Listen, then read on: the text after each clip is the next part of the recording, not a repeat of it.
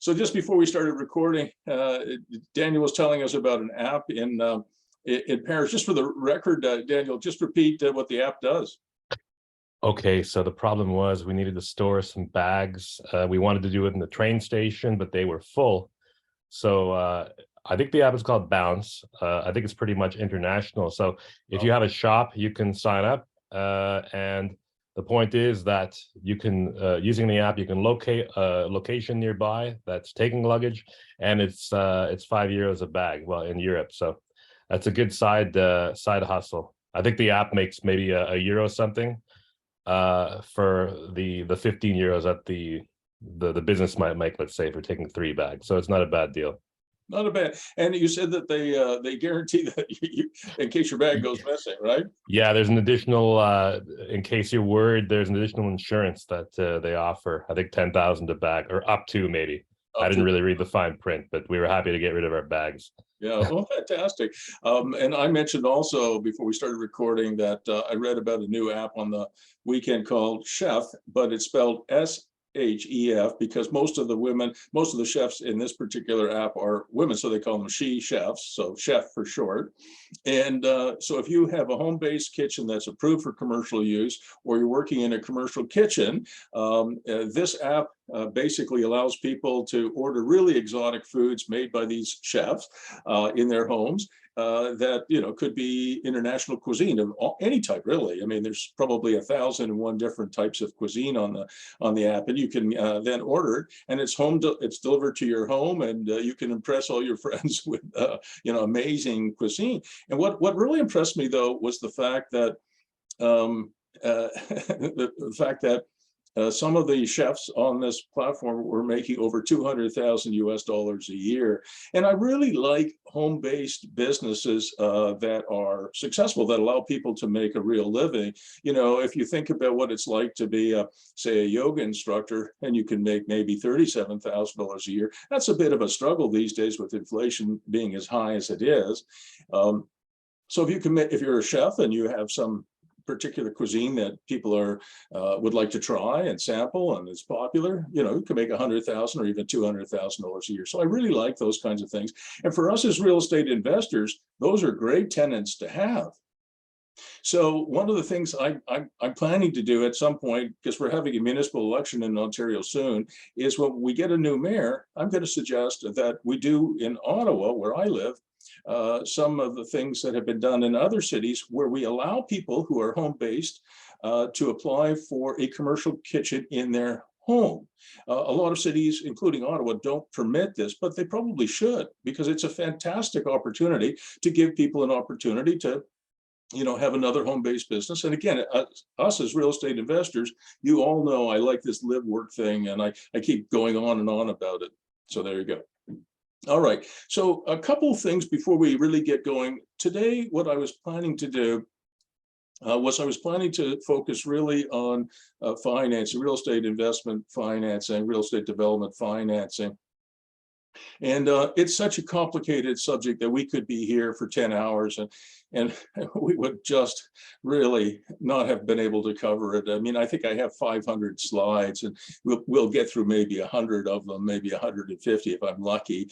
So it's a very comprehensive thing. But what I want to do today, what I'm going to try and do today, is give you guys a flavor for some different types of financing. And we're going to get to that in a moment. But I also wanted to say, and I'm going to share my screen with you guys here just for a minute. Just before we started going on this today, I actually sort of decided I would start with something even a little bit more out of the ordinary. And the reason for that is I sent everybody, I hope you read it, an email, I think it was yesterday, where I said that, for the last number of years, at least 4 or 5 years, I've been saying that your target and my target as we buy properties or as we develop them is to have a minimum cap rate going in of 6%. And that if you're making 6% and your mortgages are 2 or 3% or 4%, you're probably going to do just fine. The properties will cash flow, and you won't have to reach into your jeans every month to subsidize them. That is changing in a hurry. And I'm seeing for clients of mine, and maybe you've already experienced it, and I'm experiencing it, that I have mortgages at 2 or 3% that are renewing now at 5, 6, and 7%. Think about that. Mortgages that were at 2 or 3% for me and many of my clients are now renewing at 4, 5, 6, and even 7%.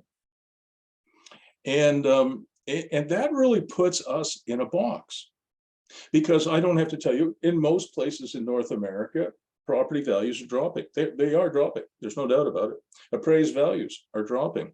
Interest rates are going up. This is a plan by many countries, not just the States and Canada, but many nations, to curb inflation by basically cratering the real estate industry. So we're in for at least a couple of years, I think, of tough times. We're heading for a recession. I don't think there's any way around it. Certainly in the real estate industry, I think it's already here or soon will be.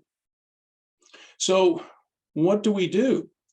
I think we have to work both harder and smarter. You know, most people who are professors, instructors, coaches, mentors, whatever, in the real estate industry, and in fact, any industry, are always talking about, let's work smarter, not harder.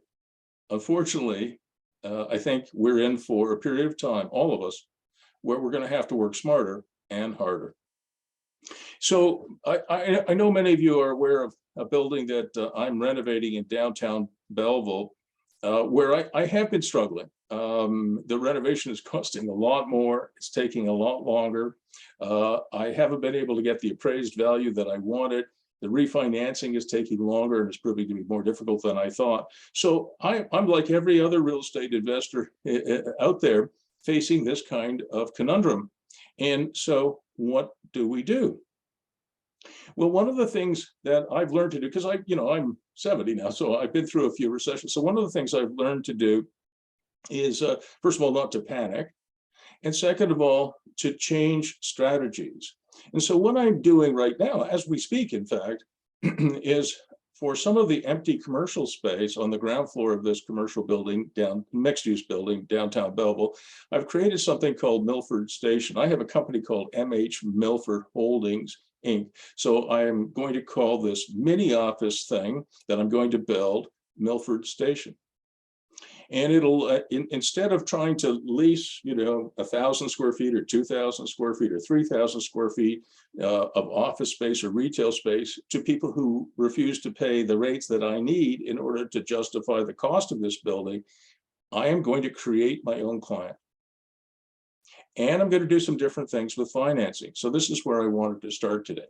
So I'm creating something called Milford Station, which is just really basically a series of mini offices, offices ready to rent in the building that has been named and renamed the Burroughs Building in Belleville. And I don't know, I'm actually at the end of the slide deck. I apologize. It would have been better to start at the first slide as opposed to the last one. So this is the building as it looked on the right-hand side of my screen in the 1970s. And this is how it looks in the last month or so as we've replaced the facade, all the windows, really rebuilt this building from scratch. And again, most of you know that I've been working on this for a couple of years. But as I said to you, because of the rising interest rates, we're in a box. All of us. You can't sell, let's say the building is not doing very well. You can't sell it because if you do, you'll sell it at a loss. And I'm not here to teach you guys how to buy high and sell low. What I'm here to do is try and explain how to buy low. And if you're going to sell it, sell high, or refinance it at the high point, take some money out, rinse and repeat. That's the standard method. So mostly a buy and hold, the occasional sell, but not to sell at a loss. Can't get decent appraisals, values are dropping, interest rates have doubled or more than doubled, and animations are even more important. And the many offices you'll see in a moment are, in fact, an animation of sort. So I'm going under the market. So instead of looking for big users, I'm looking for people who just want, 150 square foot office because they don't want to work from home anymore. As the pandemic hopefully comes to an end, people are returning to and are seeking out offices outside the home. You know, if you have 5 little kids, like I did at one point in my house, working from your house is not easy. And then the last line is crucial to this particular lecture, and that is you want to look for unconventional sources of financing. So the initials SBL that you see on the screen stand for Small Business Loan, and SBA stands for Small Business Administration. In Canada and the United States, the SBL loans and SBA loans are actually very, very powerful loans for small businesses. And the Small Business Loan Program in Canada will provide financing, I think, up to $1 million. Used to be 350,000, but now we'll go up to $1 million. And what's really great about it is if the business fails, the government of Canada will pick up 75% of the principal. They'll pay that back. You're only responsible for 25%. And so when you can't get financing from conventional sources, you can turn to unconventional sources. And I've done this before. And in a recession like we're heading for, I think now, the Small Business Loan and the Small Business Administration Program in the States are very useful. They also provide financing for commercial fit-ups. So let's say you're a dentist or a physiotherapist and you need $100,000 or $500,000 to fit up your office. You can get that through the small SBL program. The other initials on the screen at the bottom there are BDC. That stands for the Business Development Bank of Canada. They are the Bank of Entrepreneurs in Canada, and there's a whole lot of them in the States too that really, really help entrepreneurs like us in recessionary times. And then if I get time today, I'll also talk about how to access RRSP funding, which can be a lifesaver in our business. So I won't go through this slide deck. This slide deck actually was prepared for BDC, for one of the loans officers that I'm talking to about this project. So it's kind of a sales pitch to the BDC for financing. So I'm talking about what else is happening in this particular building. We do have an accelerator program run by the Loyalist College on the ground floor that's open and operational now. And we have a bunch of other things going on in the building. This is what downtown Belleville used to look like. It was a real happening place. This is probably the 1940s, I think, on the right-hand side here. Maybe this is the 20s on the left-hand side. So it was a really happening place at one time. These are 2 critical people in the rebuild of this building. You can see this is the Loyalist College Accelerate as it's nearing completion. This is Jordan Turner and Mark Turner. Mark Turner is our lead contractor, and Jordan is his son who is helping us as well. And then these are the spaces that we're renovating for residential use. They are absolutely superb. 12 or 14-foot ceiling heights, really loft space, triple brick. You could be inside this building and a fire truck can go by and you might not hear it. It's so quiet. And so it's really a total rebuild.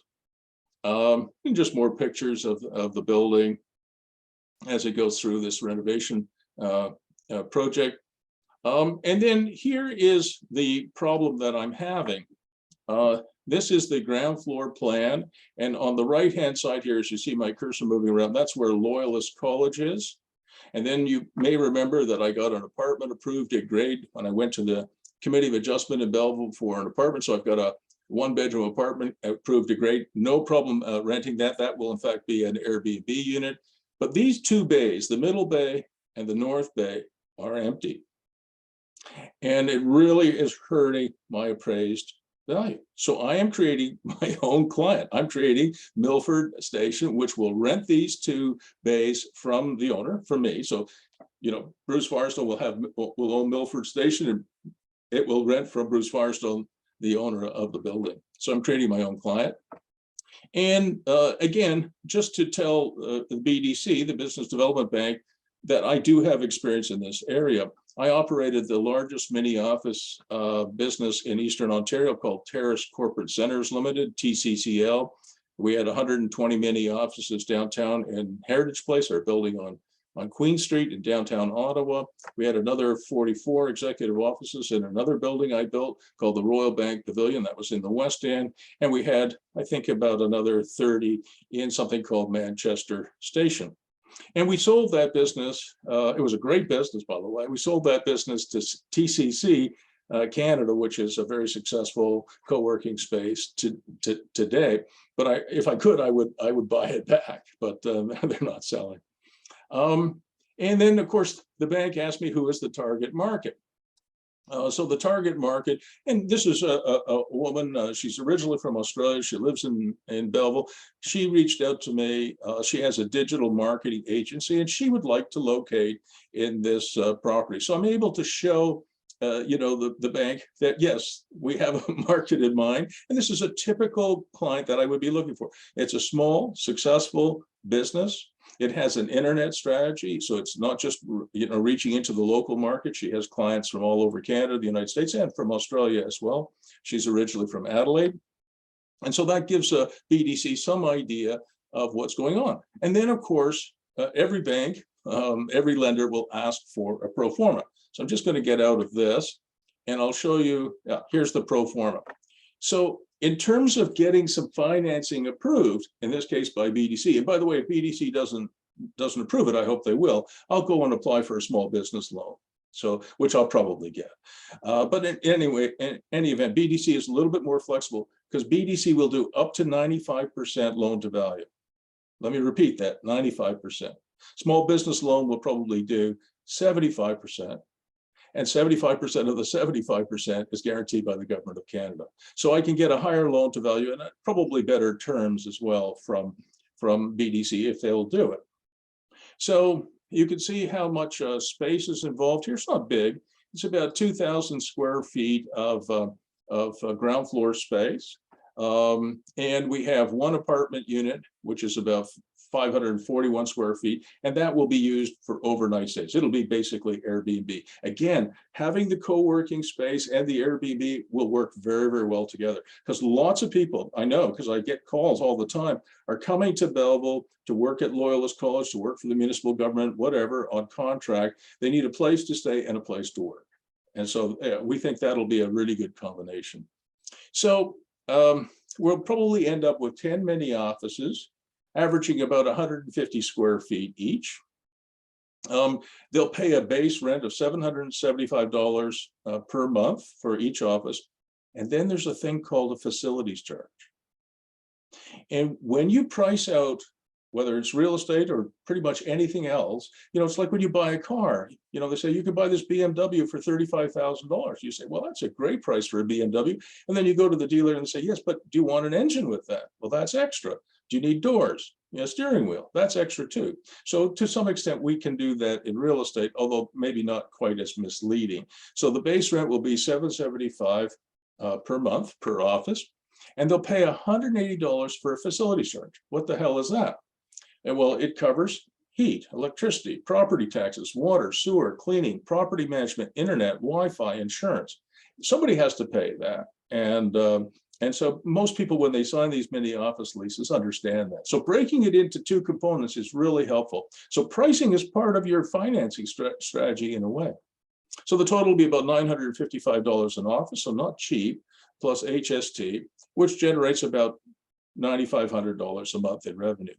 Then we have a basement space, which we're going to put some lockers in for storage. It's good for, I think, is storage, and we'll charge $115 for each locker, and we'll probably rent all of those, and that'll produce another $2,000 a month in revenue. The overnight stays will probably produce quite a bit of money, about $5,000 a month from a one-bedroom apartment. It's fantastic. We've been doing that on the others that we have in Belleville, so that looks realistic. Now, this thing here is really important. I'll just highlight that for you right now. Most people in real estate don't understand the power of sponsorships. I certainly have a good understanding of it because of my days with the Ottawa Senators, and we did over $22 million a year in signage and sponsorships. But you can do that in real estate too.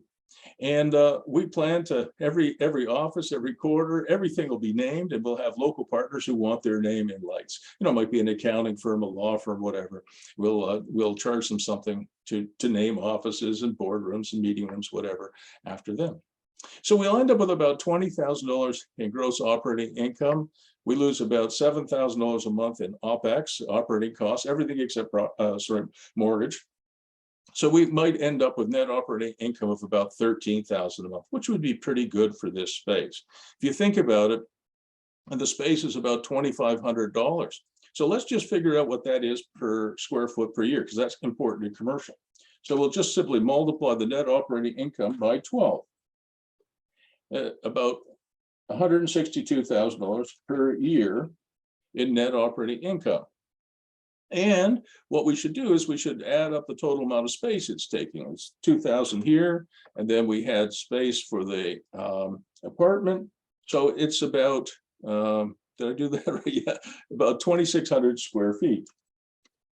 So now if we divide this, you guys are going to be experts now in commercial, by this, we end up with $61.91, $62 per square foot per year.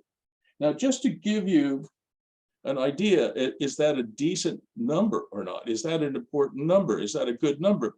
I've had a number of offers to lease for this space from local and local and regional businesses, and they've been offering me between $10 and $12 per square foot per year.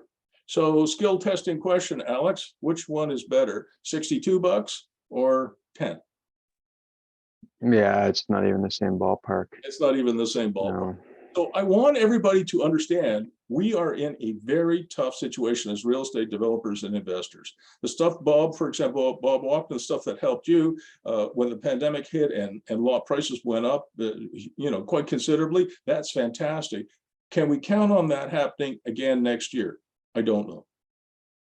It'll be much slower. I'm sure it won't be as quick and as fast as it was in the post-pandemic area.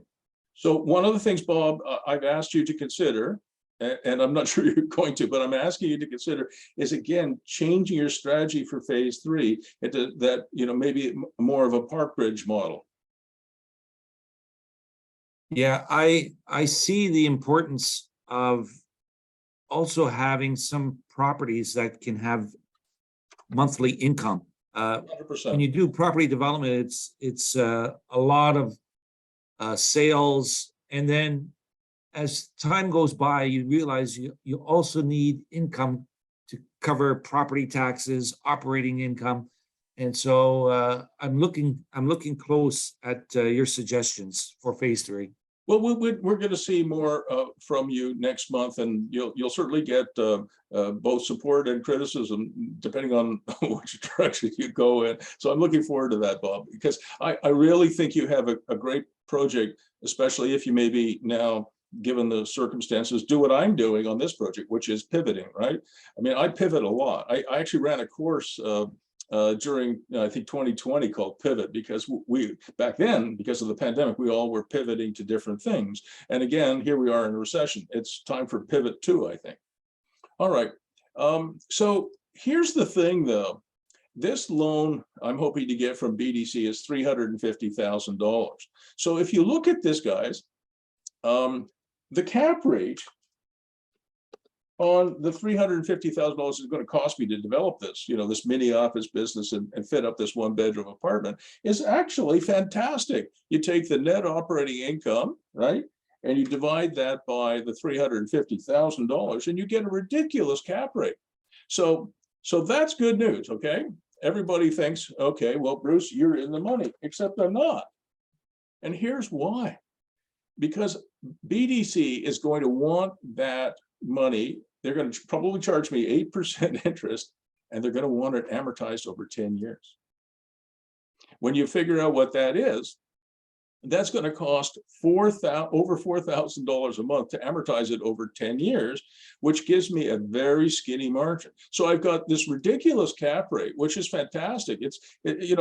Alex, it's not 8%, which is my new target. It's 46%. So when I worked this, I went, oh my God, hallelujah.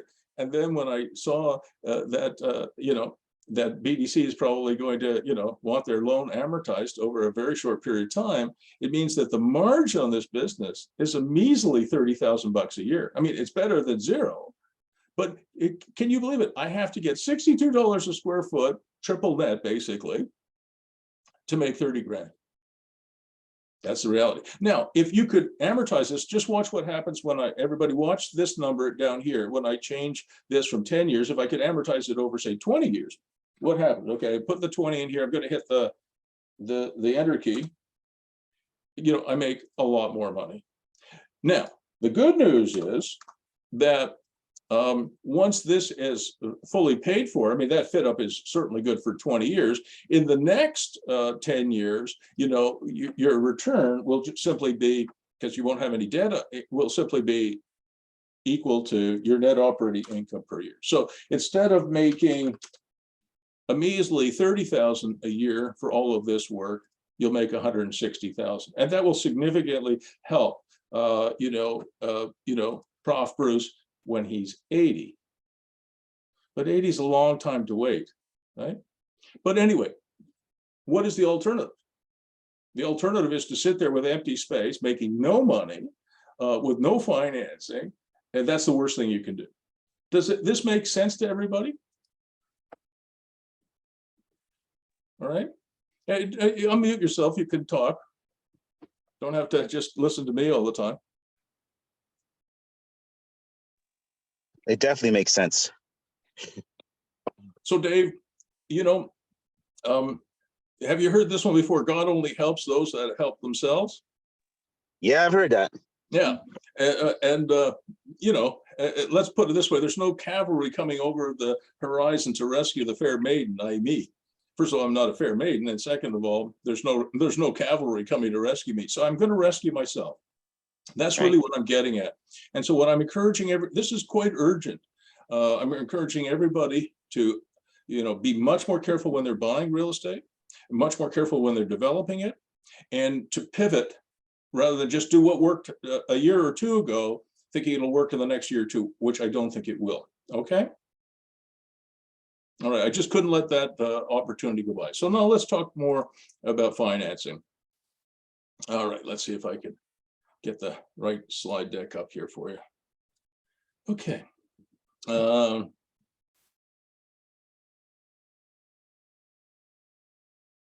right. So this is the 500 slide deck. We're not going to get through it all. Excuse me. How to really finance real estate investments. Here's what most people think financing is about. A rich uncle shows up with a huge amount of money. He gives it to you, or he lends it to you with no real expectation of getting it repaid. And that's financing. Most people think that's an investor. That is not an investor. And if you have a rich Uncle Buck who's willing to do that, you don't need to listen to the next hour and a half of me.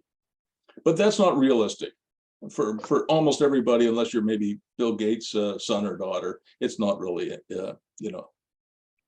not really viable. I also sent you by email this. What's more expensive, debt or equity financing? Most people think equity isn't a form of financing. It definitely is. That equity could come from you, but you had to earn it somehow, or it could come from an investor. And investors want a return on their investment, so it is a financing. In my experience, investors want a 22 to 24% return on investment. That's what they're really looking for. They want an internal rate of return of 22 to 24%. And even today, with these very high mortgage rates where you're paying 5, 6, 7, 8%, or second mortgage debt, which could be as high as 15%, it's still often cheaper than equity. So I want you guys, before you give away half of your project to an investor, I want you to think about that investor and whether you're getting true value from him or her. But there's another way, and I did hint at that in some of the emails you've been getting from me, that there are different types of financing. And part of my job today is not to just tell you that here's how you apply to a bank or BDC or whatever. I've done some of that, but to introduce you to some new ideas that actually do work, if you're willing to try them.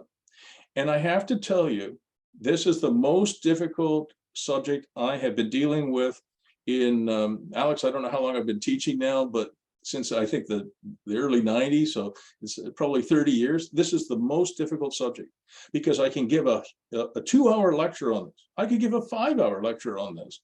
And at the end of that, people still say, well, yeah, but I really want rich Uncle Buck to show up with $1 million so I could do something, start a business. That, I can't teach you that.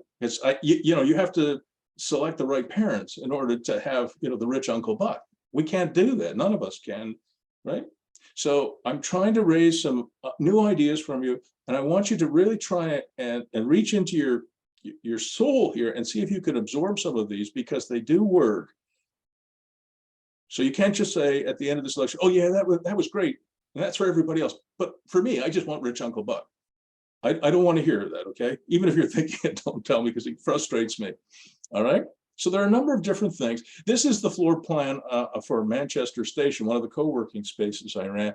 And you can see that we named pretty much everything, every corridor, every meeting room, every office was available for sale. So you could have, so this is just an ordinary co-working space, and sponsorship was very important. Now, how much does that kind of financing cost you?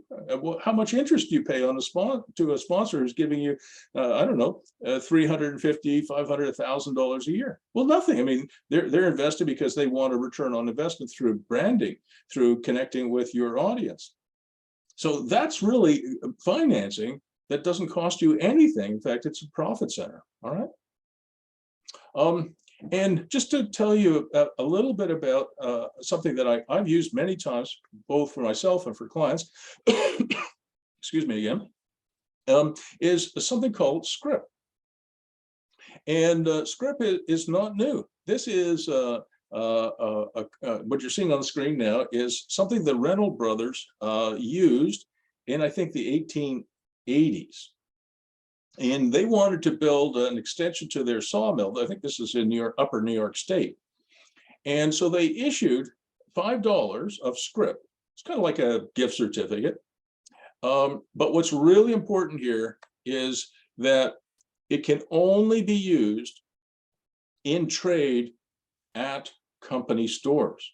So Reynolds Brothers, if you were working for them as an employee, would give you, maybe you were getting paid $5 a month, they would give you this instead of US currency.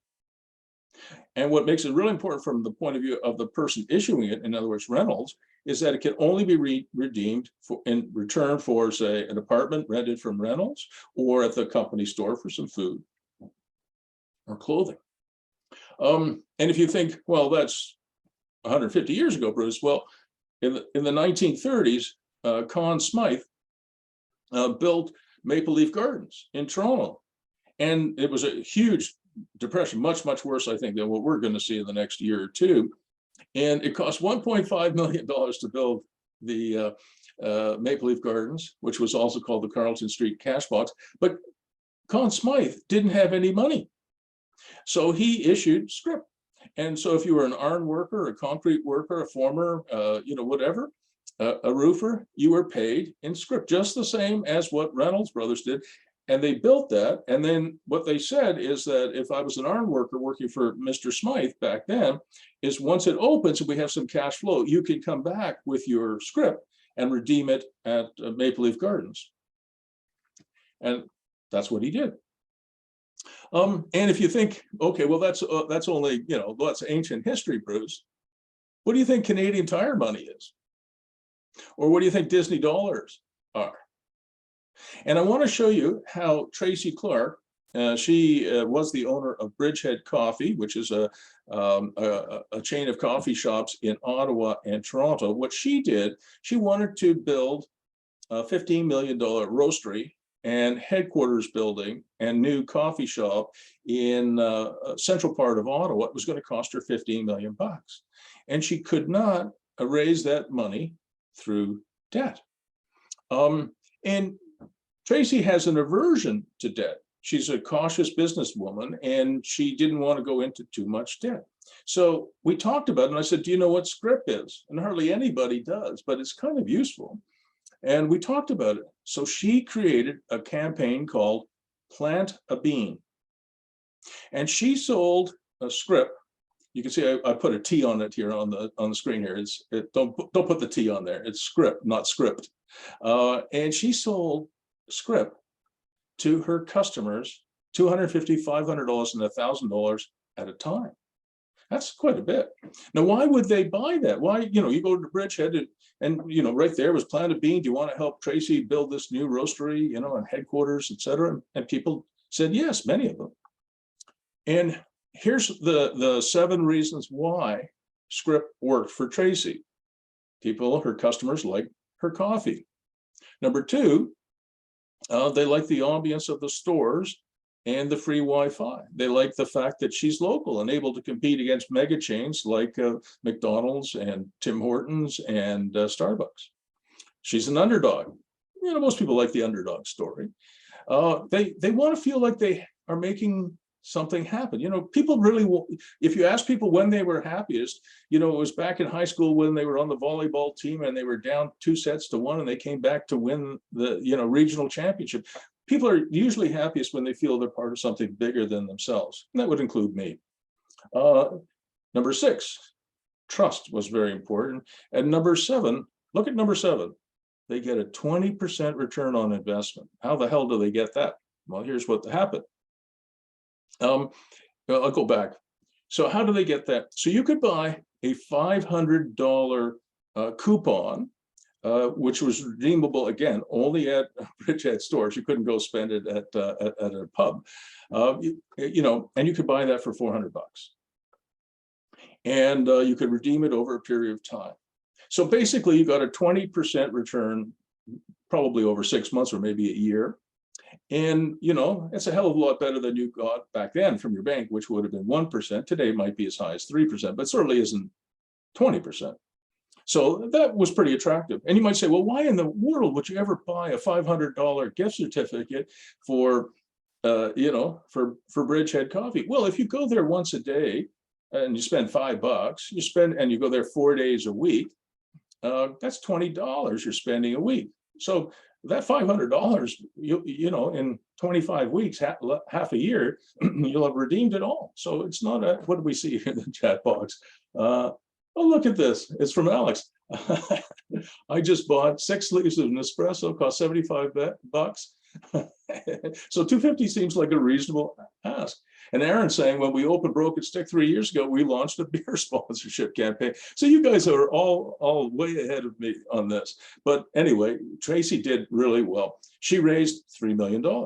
Now, you're going to say, well, geez, Bruce, you didn't really help Tracy at all because she was giving, the cost of that, giving out those certificates, the script was 20%.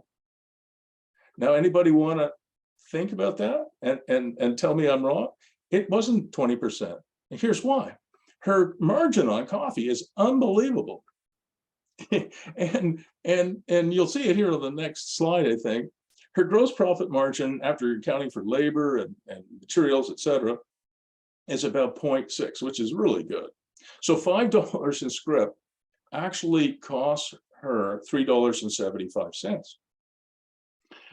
So her cost of capital for expansion this way is actually a negative $1.25, because even with a 20% discount, when you show up and you get a coffee or a muffin or whatever you get at Bridgehead, she still has a margin on that.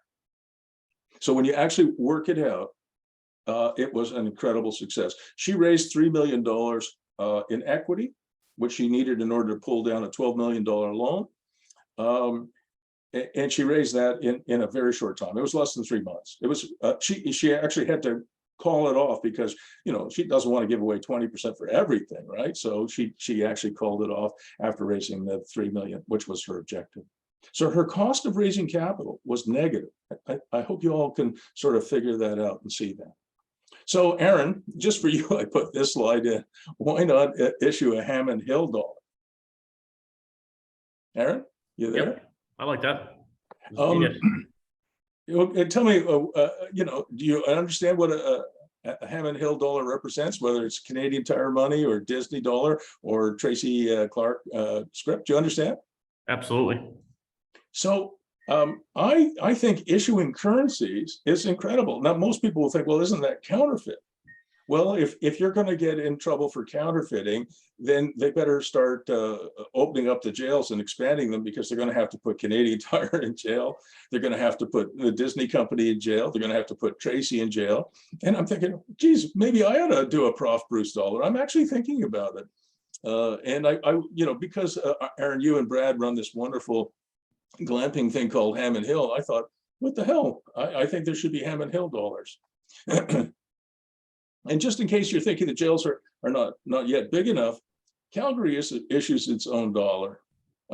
Tamworth, which is a tiny town of 7,500 people, issues its own.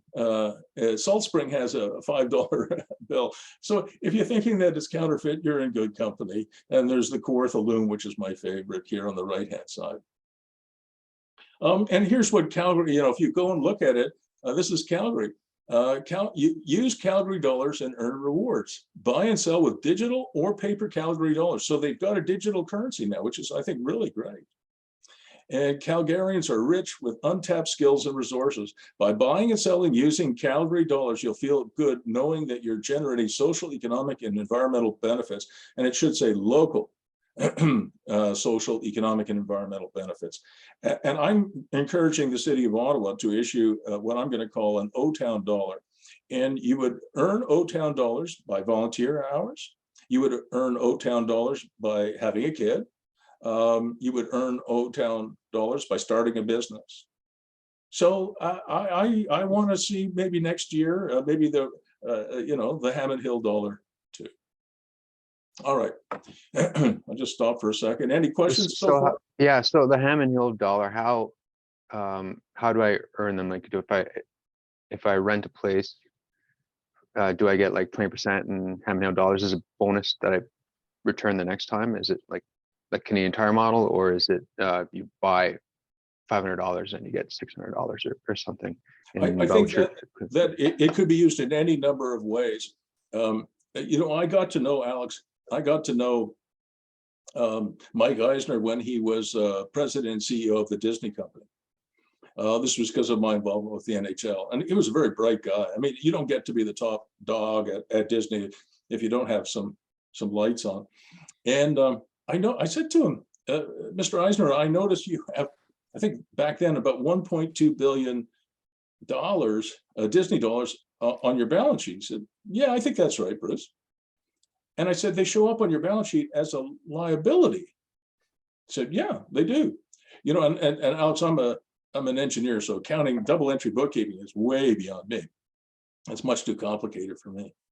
But I said, why are they a liability? He said, well, Bruce, right now, there are $1.2 billion of Disney dollars issued that are sitting in somebody's granddaughter's drawer, right? So, Alex, if you go there with your kids, when you go to Disney World, by the way, they should have vacuum cleaners. And so when you as dad come in, the vacuum cleaners come out and they go into your pants and they take all your money, because you're going to go there and you're going to come out completely broke. They have more ways of getting you, fleecing you. And one of the ways they fleece you is by issuing you Disney dollars instead of US dollars. So, you buy something for $20 and $17 and you give them a $20 US dollar bill, they give you $3 in Disney dollars. So yeah, one Disney dollar equals one US dollar. You go, great. You give that to your grandson or your granddaughter or your son or your daughter. Well, they don't spend it. The kids go, oh, this is so great. Mickey, look, I got Mickey. And they run home and they put it in their drawer. So in theory, 1.2 billion Disney dollars could somehow march down to Florida and show up tomorrow. And Disney would have to redeem them. There's no expiry date on these. That's illegal. So it is a liability rather than an asset. But to me as an entrepreneur, and to everybody else on this call and the people who watch the replay, having $1.2 billion, that's pure profit. I mean, whatever it costs to print the damn thing isn't very much. So out of every Disney dollar, probably 98 cents or 99 cents is profit, just pure profit. And it just cash goes into their jeans, and really, frankly, it's never redeemed. And I'll bet you they have $3 or $4 billion on their balance sheet now of Disney dollars, right? So I think Hammond Hill could issue them the way Canadian Tire does. Hey, listen, thanks very much for your patronage. You just spent $1,000 here. Here's 50 Hammond Hill dollars for your next visit, because it's only redeemable at Hammond Hill, right? Plus, Bruce, Yeah. it's Yeah. also worth mentioning that the debt or the cost of it goes down because of inflation. And even though it's 1.5 billion that Disney owed, every year that amount goes down in value because 100%. inflation is eroding it, and it's 100%. amazing.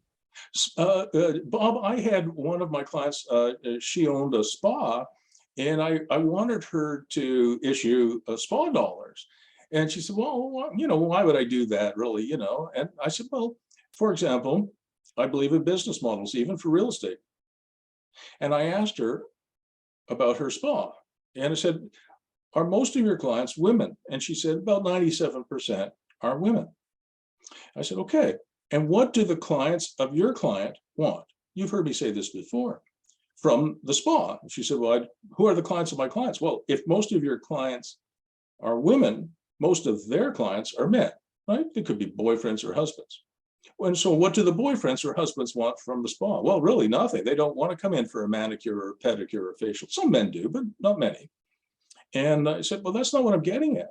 I think they want gift certificates that they'll give to their wives and their girlfriends, because men are always stumped for birthday presents and anniversary presents and Christmas presents and whatever.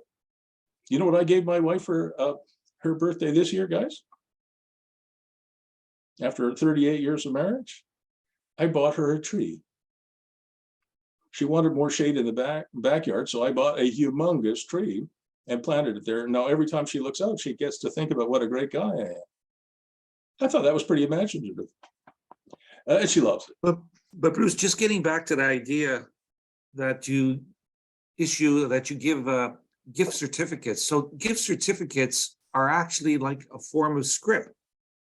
It is just another name for scrip. And 100%. I think many businesses should look at, the possibility instead of scrip using gift certificates. And I think that would work just as well. Yeah, I think you could call it whatever you want, but I wanted you to think of it not as a gift certificate, not really as scrip, but as a currency. That's why I put the Calgary dollar in there. All right, you issue your own currency, and I'm going to do something with it.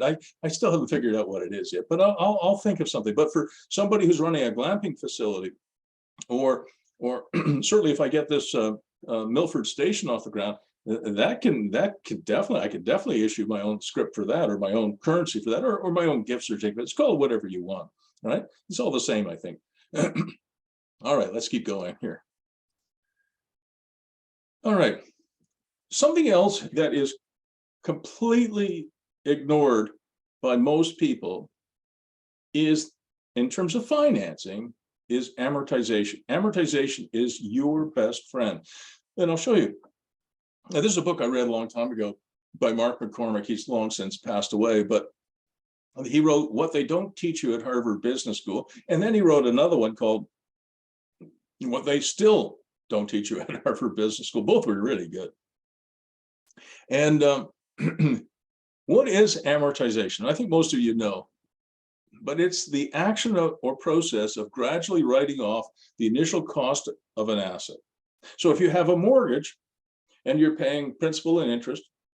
Initially, most of it is interest and a little bit is principal. And then as you go over time, the amount of interest you're paying goes down, the amount of principal you're paying goes up. That is amortization. And it is a real estate investor's best friend. And I want to give you a very, very simple example, which will really, I think, drive this home and how it helps you in terms of financing. These are clients of mine, Patrice and Robert, who bought a single family home in Gatineau. You can see it on the screen here, and added a really nice basement apartment. And this is case one here. So this is a few years ago, so the prices might be different today, but it's still the principle is the same. They bought the house for $377,000. They put they had a $282,000 mortgage at 4.5%, amortized over 30 years. And if you know how to use the spreadsheet, you can figure out how much principal will be repaid over the first 5 years, which is what I did here. So they came to me and they said, wanted to review some of their financing options. So we looked at it and I said, I really don't like the 30-year amortization, Patrice and Robert. And they said, why not? And so we did this spreadsheet. So case one, with a 30-year amortization period, in 5 years, they will have paid off $25,000 of their mortgage principal. Here is, we did a bunch of cases. So now we're jumping ahead to case 4, where we went with a 15-year amortization period. So you remember back here, it was 30 years, and here it's 15 years, same interest rate, just shorter term. Now, in 5 years, they pay off almost $75,000. Think about that. Here they paid off 25 grand.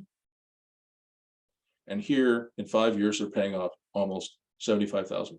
Now, I want everybody to think this through. Your banker, your realtor, your lawyer, and your accountant are all going to say, why don't you go with a longer amortization period? Alex, Bob, Dave, Karina, whatever. Go with the longest because your payments will be less. That is true. Your payments are lower. But the amount of interest you're going to pay over the life of that mortgage is going to be much higher.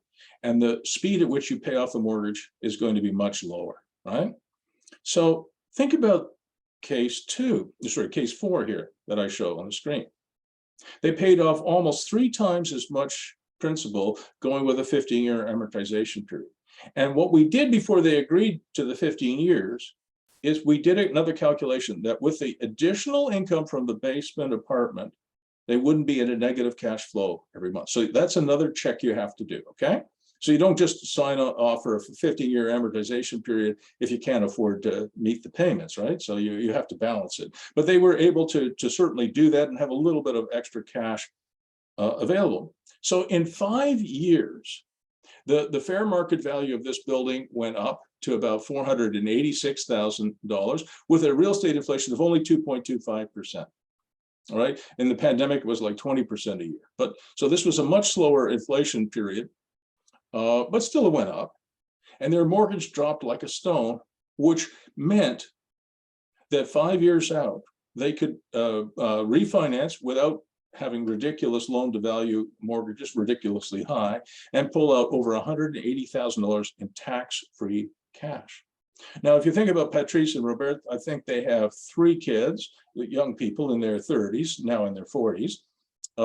Saving $182,000 over 5 years is very, very difficult when you have a young family. And even if you don't have a young family, it's not that easy to do. So amortization is your best friend, because now on your next purchase, your next refinance, right? You have a lot more equity in the deal, or at least you have maybe the same amount of equity, but you could do 2 deals, right? So that's really, really, really important. And, you know, you've heard me say this before. I don't care. Even today, I'm going to have, I'm 70 years of age. I'm going to have to work harder and smarter for the next 2 years to survive this period. Because I got a real estate portfolio that's turning over the mortgages going from 2 or 3% to 5, 6, 7, 8%. So I'm going to have to work harder for sure, and smarter. But investors still, in my opinion, will beat savers. And you can't save your way to wealth. You have to invest your way there. And as Warren Buffett has said many times, relative to the stock market, you haven't lost any money if you haven't sold, right? So what are they going to, what would Robert and Patrice do with their $181,000 in tax-free cash? I always suggest that they take a little bit of that and just blow it on something nice. Maybe they go for a nice trip with their family and go to Disney World. Probably wouldn't be enough at Disney World these days to take 6 people there. It's so expensive. But anyway, just blow some money and have some joy out of life. But don't spend it all on, you know, a new truck and a, you know, nicer computer, whatever. So take some money out of your wins and enjoy it, and then put the rest buy another property or 2. All right. And one of the nice things about this process, which the Europeans have been doing for hundreds of years, and many Asian families as well, and some in Canada, States too, is that, you know, Patrice and Robert, when they buy more properties, and which they have done, They don't need investors. They don't need partners, right? And so sometimes the best way to finance is to take the slow boat rather than always being in a super, super great hurry. All right. Oh, you all know this stuff. One last thing I wanted to warn you about when it comes to amortization, and I'll just stop sharing because I'll just emphasize this for you, is you have to be really careful with your bank, your lender, your mortgage broker, because they're always asking you to refinance, which you might do because you want to have a new mortgage and take some money out and buy some more property. But at some point, when your real estate empire is at a size that you're happy with, then your focus should be to pay off all the debt as fast as you can. So the advice I tend to give is contradictory. Load up on debt when you're starting out and trying to build your portfolio. And then when you get to the portfolio size that you're happy with, pay it off as fast as you can. So you pay it off as fast as you can, even as you're loading up more debt, because you're trying to open up more room to buy more property. And when you get to the size that you want, you start to focus on paying it off. And then when you paid off all your debt on your properties, Dave and Karina, don't refinance it and buy an NHL team. Okay, that's not the plan that I want everybody to pursue. All right. When you grow your portfolio to the size that you think, okay, this is a good size, you focus on paying off the debt, and you do not refinance it and buy a hockey team or refinance it and start a tech company. Don't do that, because you'll probably lose, as I did, your real estate empire. I had $1 billion company, and then I didn't. And that's why, I tell people, even though I'm 70, think of me as 35 or 45 years of age, because I'm still building my portfolio. So the things that I'm doing and experiencing are the things that you're experiencing today, even though I should be at a stage which is different than what I am. But that's because at age 54, I had to start over again. So that makes me a good coach, maybe not a very wise person, but it makes me a good coach. All right. So there you go. I think it makes you both, Bruce. Who said that? It's Dave. Oh, Dave, you are my new best friend. All right. Now I want to show you some others, and thanks again, Dave. It really means something to me when people say that. I'm sentimental, so it brings tears to my eyes. Thank you. I want to show you how to get some free land, because think about this, you guys. If I can get you some free land, how much financing do you need to do that? Well, probably not too much. But it's not quite as simple as that. But I'll show you. This is Alex and Frankie, two young fellows I coach. And they bought this property, if you can see my screen okay, in Rockland, which is in the east of Ottawa. And it's about, I think, 21 or 22 acres of highway commercial land. And when I saw this property, it was an unbelievable deal. And this is during a huge real estate boom. So this was done during the pandemic when real estate was just going insane. This is a 21 or 22 acre property that was available for something like $670,000 or $680,000, something like that. If you work that out, I don't know, what is that? It's about $30-some thousand an acre, which, there's farmland that sells for $30,000 an acre. Buying highway commercial land within an hour of Ottawa, which is a G7 capital. When I saw this, I said to Alex and Frankie, you guys ought to buy it. Well, we don't really have $670,000 or $680,000 sitting in our bank account. I said, yeah, I guess I get that.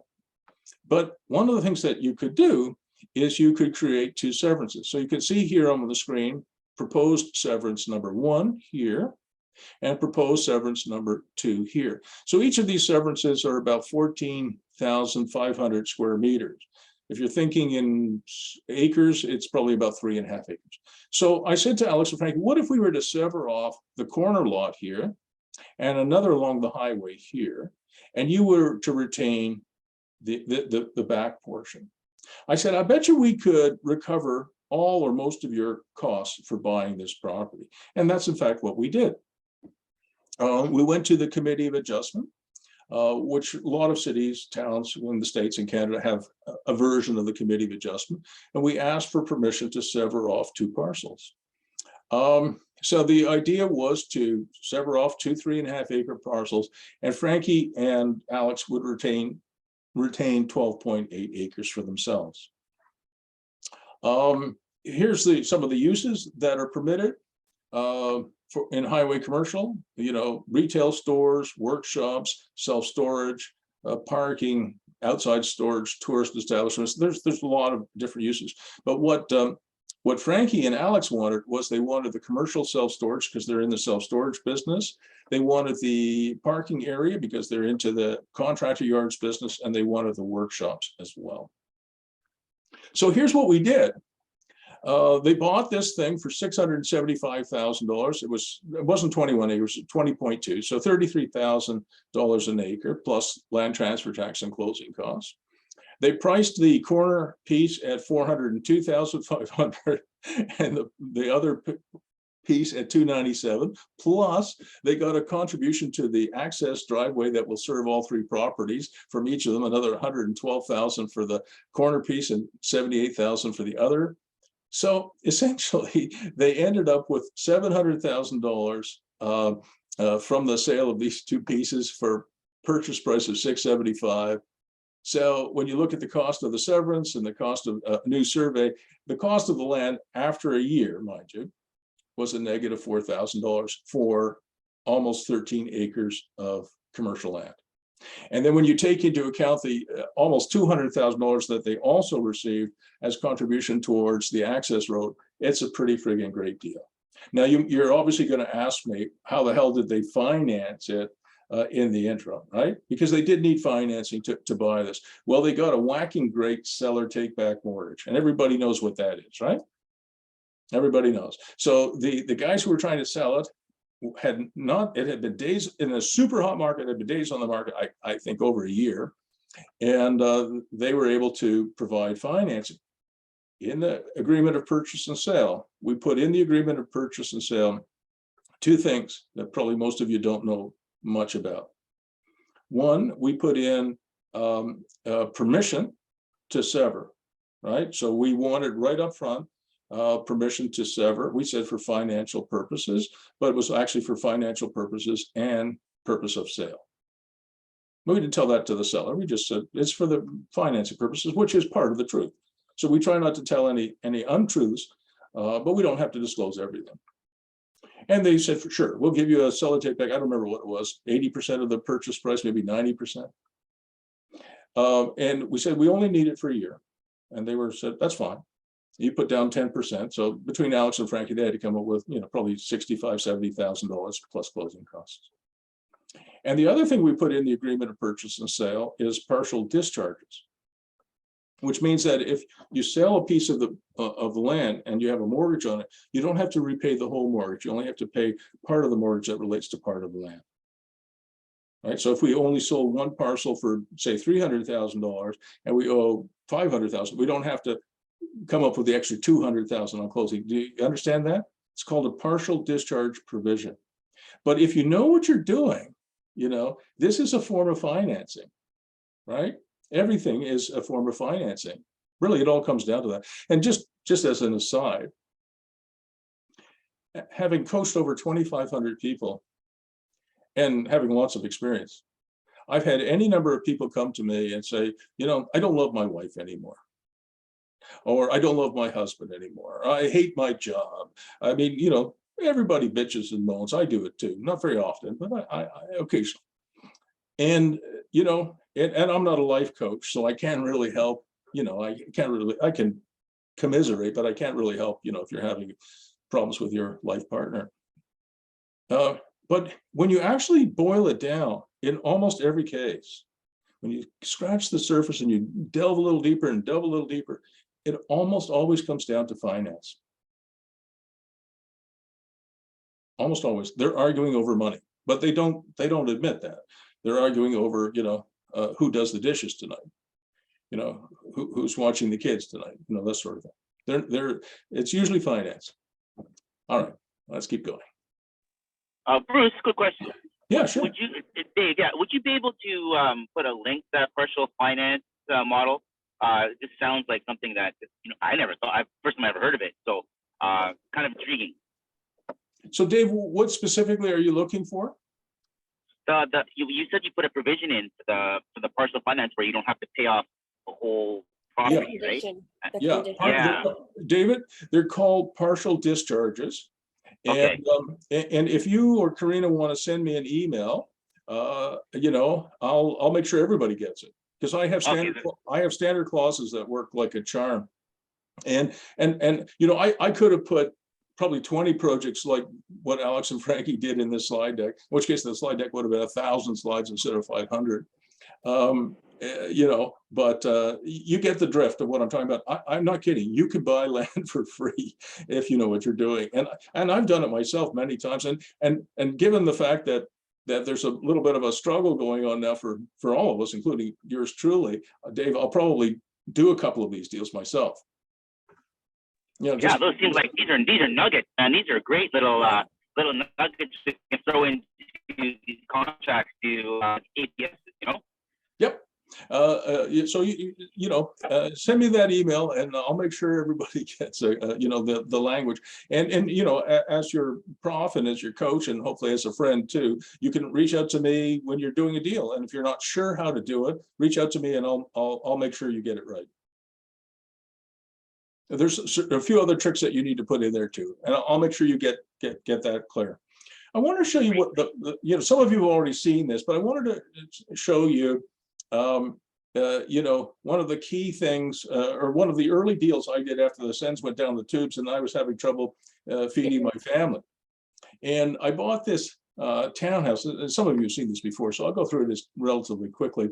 I bought this townhouse in Ottawa, which kind of overlooks the Ottawa River, so it's a good location, called Ambleside Drive. And it's close to transit. You can walk to your transit stop in about 4 minutes. It's close to shopping, in this case, Farm Boy. Everybody likes Farm Boy. It's close to Britannia Beach. Nice to go to the beach. It's close to downtown, so it takes about 11 minutes to drive downtown, so quite close to downtown Ottawa.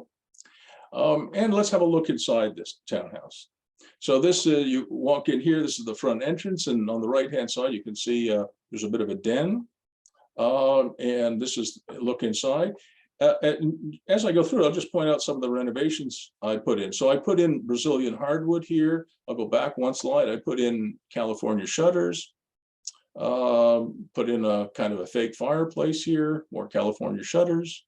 Here is a kind of a quasi wet bar. Back then we didn't have enough money to redo the kitchen, so we just refaced the cabinets. You've seen this one before. Here's the dining room with a nice chandelier. There's the living room again with the 4 holes or 3 holes we cut so the light would penetrate inside the building. That's the living room with a fireplace, gas fireplace. That is the deck, which kind of overlooks the Ottawa River. You go down the stairs, you've got the Brazilian hardwood and Berber carpet. Main bedroom, second bedroom, the office with its own ingress and egress, which I really like. And there's the yoga room in the basement. And this one is something I bought from a hoarder, and I had never seen a hoarder before. And when I went in there, the smell was terrible, and it had been offered for sale for forever, right? So $400,000 was the asking price, and I offered $240,000. And as you remember, I bought it for $241,000, $250,000. And the key point I made to the seller was, look, you want to get on with your life, hand me the keys, don't throw out any of your precious stuff, I'll take care of it. And that's what we did. But I wanted to talk again about the financing. My plan was to finance this thing with the only asset I had remaining after the Sens went down, which was my locked-in retirement account called a Lira. And I called up this lawyer who was supposedly an expert in RRSP loans or Lira loans. And I said, I want to do a self-directed loan for my Lira at non-arm's length, right? And this scumbucket lawyer's first name is Izzy, right, said, oh yeah, we do that all the time. And then he left me in the lurch because 3 days before closing, he told us, well, actually, we can't do that.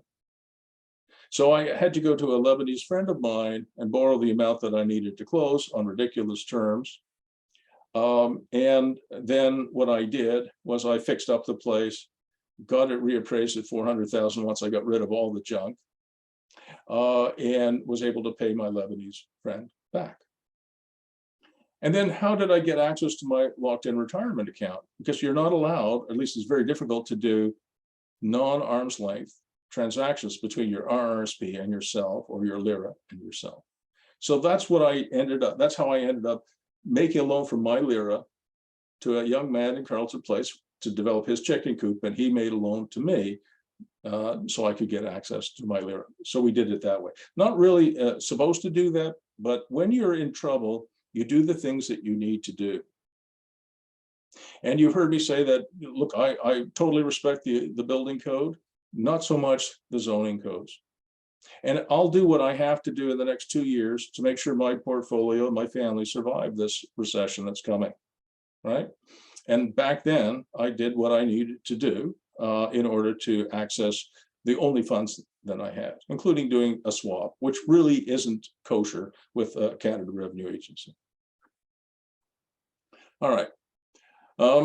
And you know, by ending up with that locked-in retirement account access to my own money, I was able to say, I'm back. That's got me back into the business. So I did what I could. All right. Now, you've all heard me talk about Mad River financing till I'm blue in the face. And Mad River financing, I've told you, you can't really look it up because the only person who talks about Mad River financing is me, because the first deal I did like this was in a ski town called Mad River. And here's a deal I did or helped do with two young men that I coach, Nick on the left and Simon on the right. Both of them are realtors, or yeah, they're both realtors. And one of the things that you probably already know is there's a shortage of real estate entrepreneurs. There's a lot of people in a place like Ottawa who will go work in the tech industry, because the tech industry is pretty big in Ottawa, or they'll go and work for the government of Canada or some other government in Ottawa. But real estate entrepreneurs, there is a shortage of that, and that is both a curse and an advantage, and you'll see why in a moment. The main reason why there's a shortage of real estate entrepreneurs is there's a shortage of equity finance. There's lots of people who will give you first mortgages, even if they are at ridiculous interest rates, but there's not that many people who help you finance equity.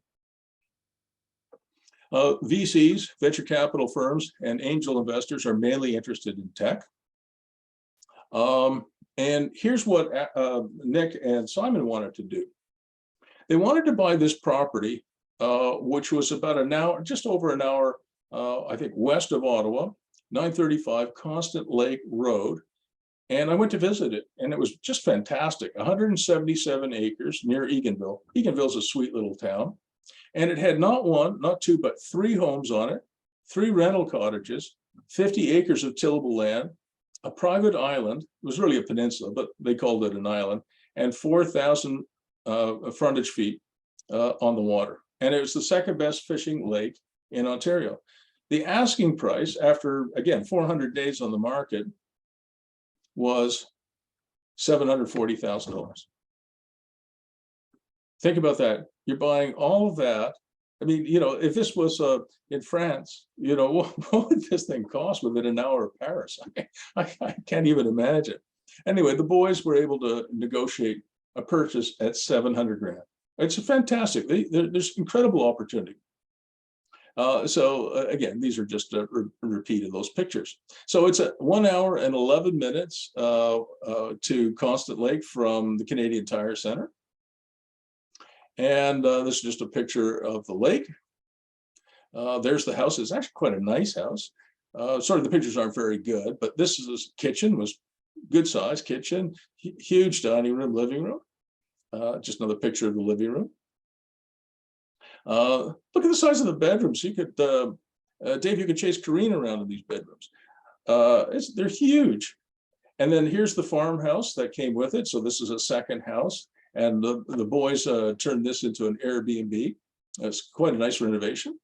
And then here's the third house, just really basically an old cottage. And there's another water channel here, which you can see on the property. And that's just another picture, not very good, of the lake. And then you can sort of see there are three little fishing huts here that they're kind of like little one-bedroom units. That's a little better picture of it. They had, I think, I don't know, 1, 2, 3, 4, 5, 6, 7, 8 washrooms and showers as well that were servicing the property. And they had, you can sort of see a little RV here. They had 8 RV sites with power and septic system. All the buildings were heated from a central wood-fired boiler. So it had underground piping that served to heat all the properties, very efficient boiler. Like I said, a great fishing lake. Lots of room to put, for example, ultimate pitches if they wanted, or develop some kind of, playful playland stuff. They wanted to develop a skate through the forest kind of thing as well, just there. And they wanted to develop glamping on the site, different types of glamping. These are yurts made by one of my former students. Lots of room for more RV sites and more RVs to park. And my favorite, Bob, was wanted them to do a tiny house town too. And it's a great spot for ice fishing. Ice fishing can be a real profitable industry because you don't have to pay any rent. You just put your ice fishing huts on the lake, and you can get sponsors for it. Remember, I talked about sponsors. You get Pizza Hut to sponsor your fishing huts. And I believe in activating sponsorship. So I said, I taught them how to do that. You put these big dioramas in there, and if you're in there at 11 o'clock at night and you're hungry, you can order a pizza from the local Pizza Hut, and they deliver via snowmobile. One of my other clients in Kempville, actually, he runs ice fishing huts. I don't know how many he has, but he has over 60 of them. He makes ridiculous amounts of money. Made about $250,000 in his ice fishing hut rental business with a 60% cap rate. I mean, these are ridiculous numbers. So there's lots of things you can do. So what is Mad River financing? This will be the last time I talk about it, I think, in the course. It's matching entrepreneurs, real estate entrepreneurs who have skill, but not too much money, with investors who have money, but not a lot of time. It's a really good marriage. So here's what they were looking at. This is Nick and Simon. They were purchasing this thing for $700,000. They had about $15,000 in land transfer tax and legals to pay. They got a seller take back mortgage of $400,000 from the seller. So they needed to get $300,000 to close, plus closing costs, and they needed to spend about $180,000 in renovations. So they had a funding gap of $495,000. And I said to Nick and Simon, well, how much between the two of you have you got? And they said, well, we got about $5,000. So they were just a little bit short. So they needed almost $500,000. They had $5,000. So I introduced them to two investors from Toronto by the name of Ed and Larry. Now, if Ed and Larry put all of the extra money in, the $490,000 that was needed, then Nick and Simon would end up with about 1% ownership, and Ed and Larry would own 99%. That is a terrible outcome for real estate entrepreneurs. That is not what you want to do. All right. If you only own 1% of something, you don't really own anything, and you'll lose interest in it in a hurry. So I said, Nick and Simon, that's not what we're going to do.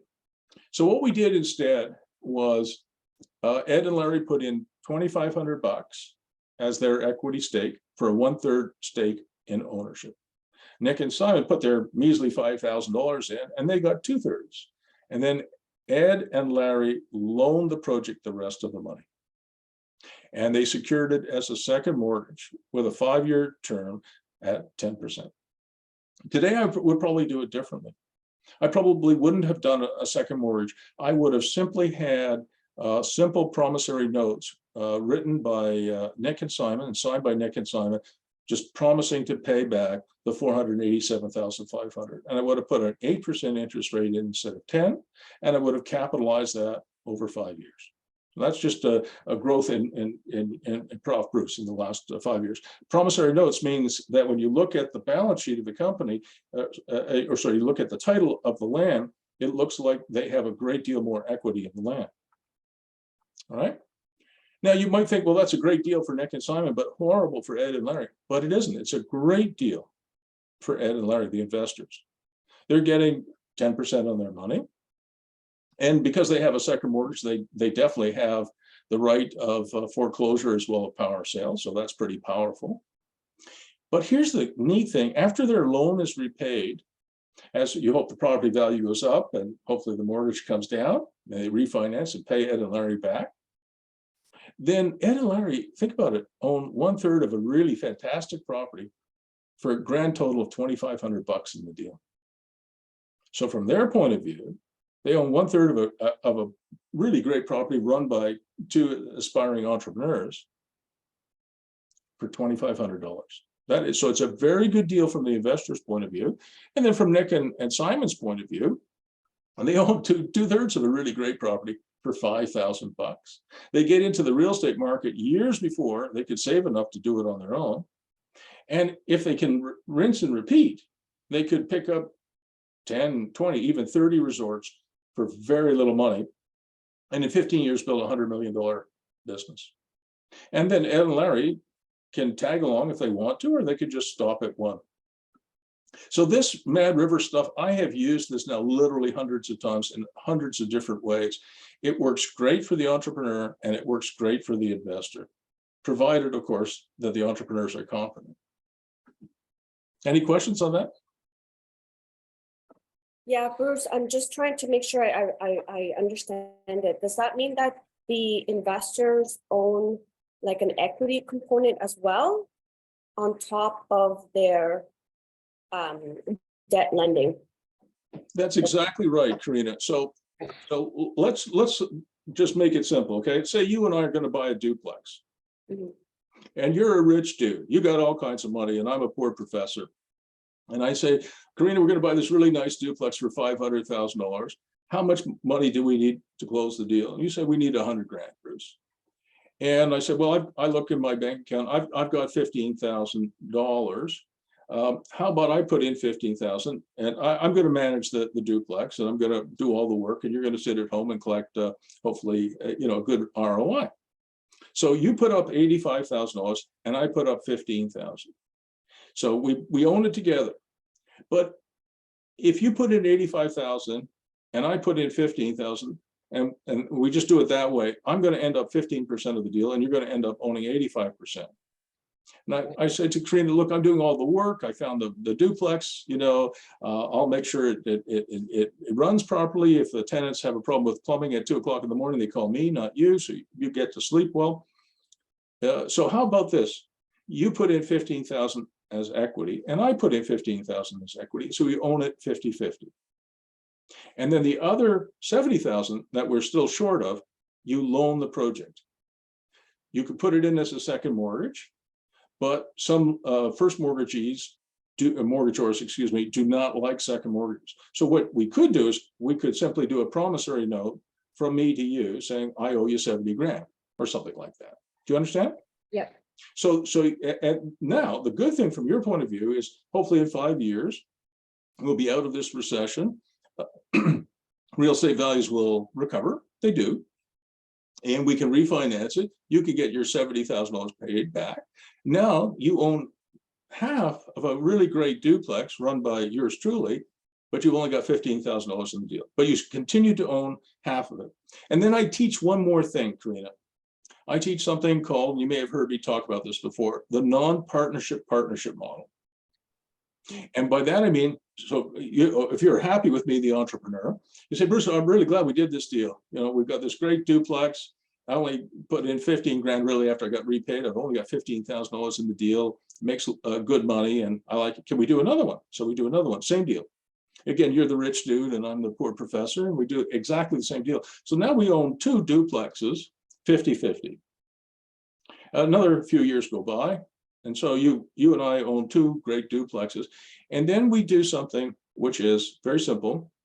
And often we agree to that going in. So even before the first deal is done, we agree that if we have two properties, at some point, you and I will sit down and I'll say, Karina, which of the two properties do you want to own 100% of? So I really like the one on Little Street. Oh, that's nice that you said it, because I like the one on Big Street. So we separate out. So we basically trade on, you do play Monopoly, right? So half of the one on Big Street goes to me, and half of the one on Little Street goes to you. So you end up with 100% of one, and I end up with 100% of one. So now there can't be any arguments. So Mad River financing works great. You marry the entrepreneur who has some money and time and expertise with the rich dude, the investor, who has money but not a lot of time. It's a great marriage, but in that marriage, you also prepare for the divorce. And so now, if you and Dave decide to run off to Costa Rica and and drink rum, you can sell your duplex, refinance, do whatever you want with it. Maybe I want to keep it and give it to my kids and my grandkids, right? Right. So we don't argue, because one thing for sure is, you've heard me say this before, there are two chairs in heaven waiting for the first two partners to get there and still like each other. So this non-partnership partnership model allows us to work together, hopefully really well, for a limited period of time. And if you had 10 buildings together, we would sit around a table and we would play Monopoly, well, I'll take these 4, you take these 6, or I'll take 5 and you take 5. Do you understand? Yep, totally get it. Okay. So in terms of like passing that through though, because when you remove, I'm guessing the two partners would be on title, right? Like as co-owners of the property? That's a really good question. So a lot of investors want the protection of a second mortgage, and they want the protection of being on title. But there are also many investors who do not want that. And the reason for that is they don't want to sign for the mortgage. So you and I would have to negotiate that. So maybe when we're buying our first duplex together, Karina, you say, Bruce, I don't really want to be on title. You sign for the mortgage. You're the guy, you're the entrepreneur, you sign for it. Because you probably have a lot of different involvements. If you're a rich dude, you have, who knows how many properties you have. So you would rather not be on title. And so what we do is we write up a very simple trust agreement where I signed a trust agreement saying I hold 1, 2, 3, 4 Big Street and 3, 4, 5, 6 Little Street in trust for Karina, half interest for Karina. I hold it in trust for you. And then if it's just promissory notes, then I again, as the entrepreneur, I sign a promissory note to you saying I owe you X dollars, and it's due in 3 years or 5 years, whatever. Very simple to do. And it keeps you, the investor, from having contingent liabilities on your balance sheet. Those promissory notes and that trust agreement, they show up as assets on your balance sheet with no liabilities against it. It's really cool. But if you don't trust the entrepreneur, you definitely want a second mortgage, and you definitely want to be on title. But if you don't trust the entrepreneur, you shouldn't do a deal in the first place. Don't ever do a deal with somebody you don't like and don't trust. That is a disaster. I've done a few of them, and I don't do them anymore. Maybe I thought it was a good idea at the time, but I can tell you it isn't. Do you understand? So there's a little bit more complexity to it, and every case is a little bit different. But Karina, it works great. As long as the people around the table know what they're doing and are trustworthy. Because if they're not trustworthy, you shouldn't be doing any deals with them, okay? So reach back to me at any time. That's part of the course. The aftercare in the course means that if you're stumped on how to structure a deal, you reach back to me, because I've done a lot of this. All right, so we're almost done. So if any of you on the call say, oh, I don't have any money, and that's your excuse, no excuses. All right, pick up the weight and get going. Mad River Financing allows you to buy, things of unimaginable size and scale, and retain significant equity in them for you as the entrepreneur. You've seen this before. This is one of my daughters. I've got 3 beautiful daughters and 2 handsome sons. This is Miriam. You guys know this building, many of you. This is a 3-bedroom, 2.5 bath, half double that she bought. And it has, if you go around the back, as you'll see in a second, it has a walkout condition in the lower level. And that's where she put it in a 1-bedroom apartment. Simple stuff. And again, close to a beach. not far from Farm Boy, close to a major employer. So if you have a rental apartment, that's important. You guys all know this stuff by now. Close to downtown, about 17 minutes away from downtown. You've seen this before. This is the 1-bedroom apartment that she put in the basement. That's the kitchen. There's the 1 bedroom. There's the hall cupboard. There's the bathroom, a little storage where the stairs to the upstairs used to be. It's got its own washer and dryer. It's got a full tech package. We put that in most of our apartments. It really has helped a lot. It certainly helped in the pandemic that we had great tech. And we asked people to pay for that. So the reason I put that in here again is when she bought it in 2016, she had a mortgage of about $350,000 on it. And by 2021, it was paid down to about $300,000. So she had paid off about 50 grand in 5 years. And the price had gone up, way up, from 430 to 810,000. It was incredible, partly because of the pandemic. So she had about $510,000 in equity. And of course, she calls me up and said, "Hey, Dad, this is great. Let's sell this." And I said, "No, I don't think that's a good idea." Because she's a young woman with a husband and 2 children. If she has $500,000 in her bank account, I suspect Mary would find ways to spend it, and maybe not all that wisely. You know, a new truck for her, a new truck for her husband, who knows what. So I said, no, let's not do that. Today, she's getting $1,600 a month for her 1-bedroom apartment and $2,500 a month for the upper level. She's getting $4,100 a month from it, including over $1,000 a month after paying for everything, including her mortgage. She makes $1,000 a month from this property, right? And you know, it would be hard to replicate this, or certainly 6 months ago it would have been impossible. So what does that tell you? There's a message in that that's relevant to the lecture today. At least what it tells me is that demand for rental accommodation is not going into the sewer like everything else. Our costs, yours and mine, as landlords, as real estate owners, as real estate developers and investors, are going to go way up. I mean, if a mortgage goes from 3% to 7%, trust me, it's a hell of a lot more money.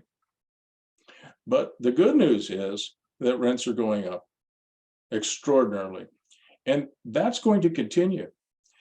Canada is growing faster than the States in terms of population. We'll take in at least 1 million immigrants this year, and they have to live somewhere. And because houses have become unaffordable for 2 reasons. One, prices went up, and even if they're moderating, it's still way up. And mortgage rates are now extraordinary, you know, 7, 8%, some of them. So it means that Canada and the States are going to see more and more of their population are going to become renters. 70% of Canadians, not that long ago, owned their own home. Today, it's down to 55%. Think about that. That's not good for a country, but that's the reality. And pretty soon, before any of us are much older, it'll be 50-50. 50% of the people in Canada will be renting. And we're not producing anywhere near enough rental accommodation.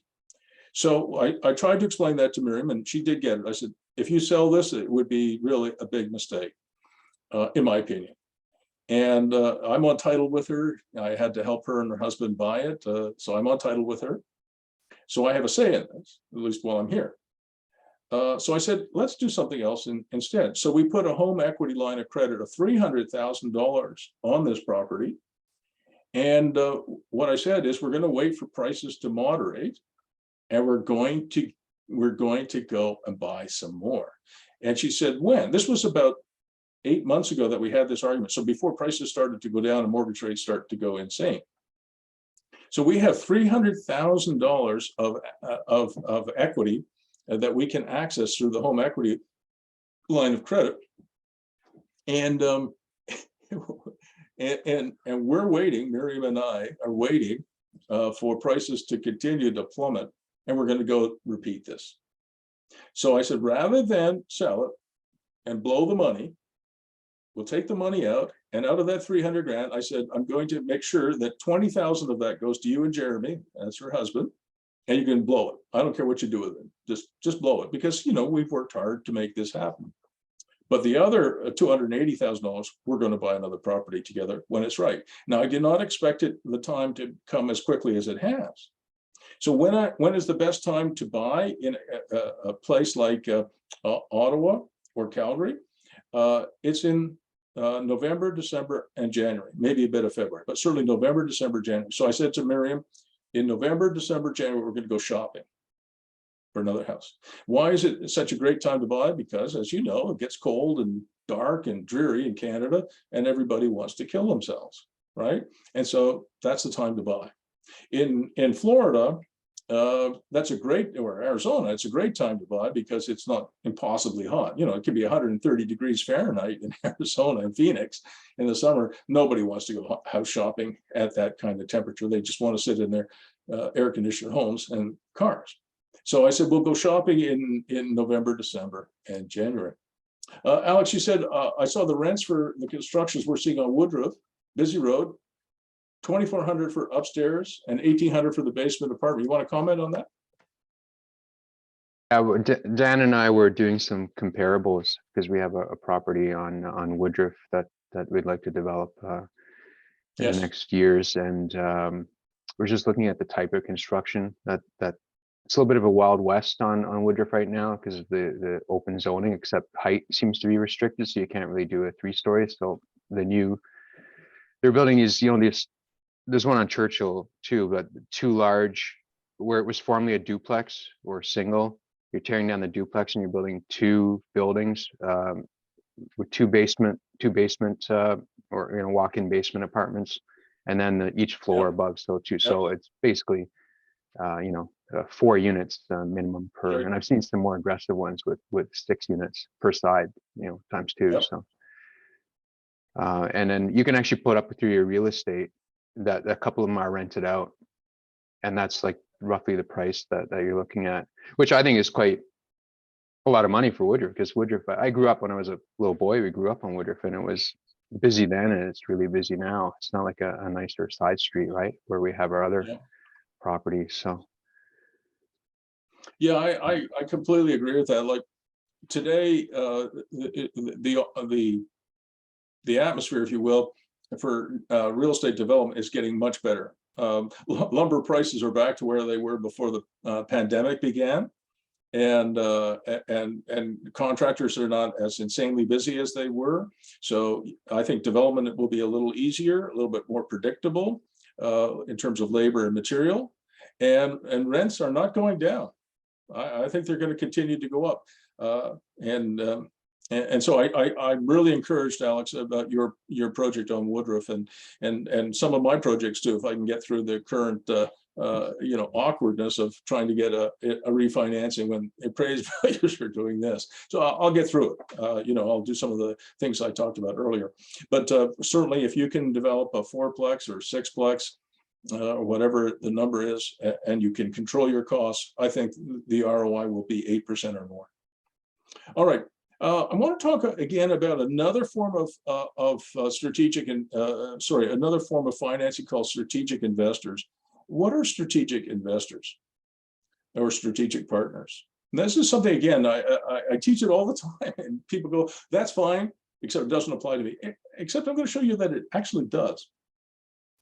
So when I was building the Canadian Tire Center, I needed to raise about $485 million to finance the team and also the building of the plate. Today would be a couple of $1 billion, so it'd be quite a bit more. But whether it's just more zeros, okay, guys, it's the same principle. So one of the things I did was I went to TCCL, one of the largest construction firms in North America, and I negotiated 2 things. One, a guaranteed maximum price, that the cost of the building on the right-hand side of this screen would not exceed $245 million. And I also wanted a corporate guarantee of the debt that I was going to raise to build the building.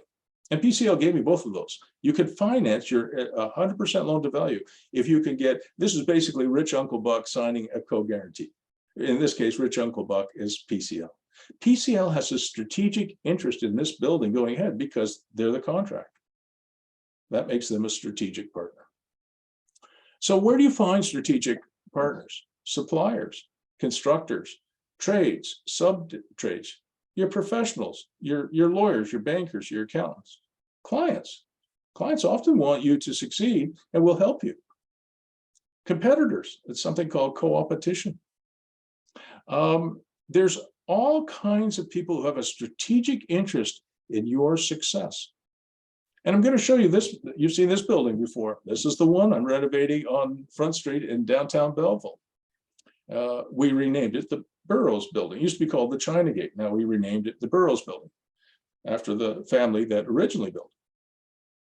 And this is Mark Turner and Jordan Turner, right?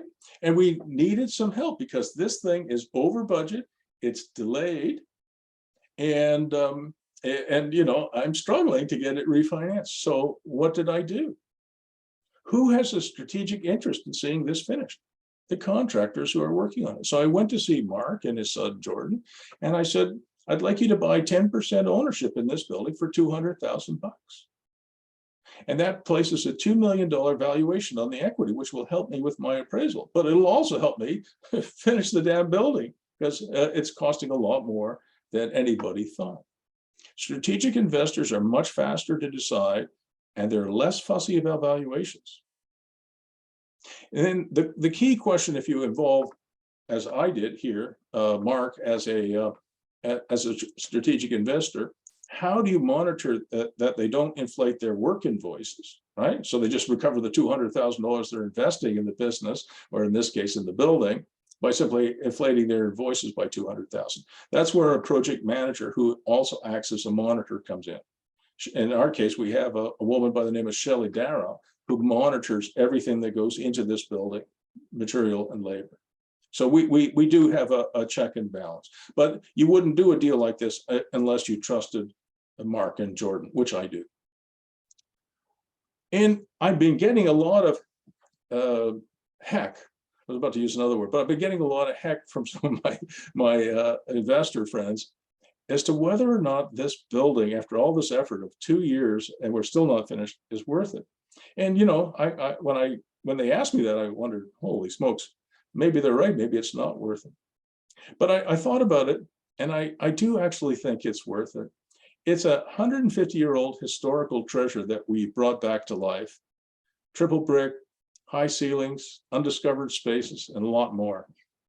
And I put on the screen here something that my oldest son, Andrew, has done. I mentioned him before. He lives in Australia, in Canberra, with his family.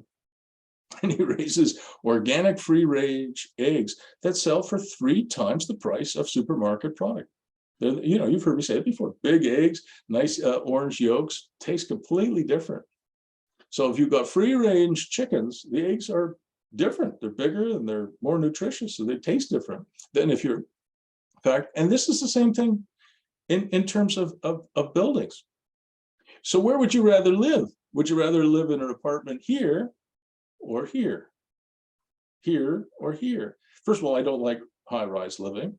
And second of all, the authenticity and the beauty and the high ceilings of this space and the finishes are fantastic. So one of my investors gave me heck last week, and I was a little down about it because I don't like, you know, I work best in a positive environment. Most people do.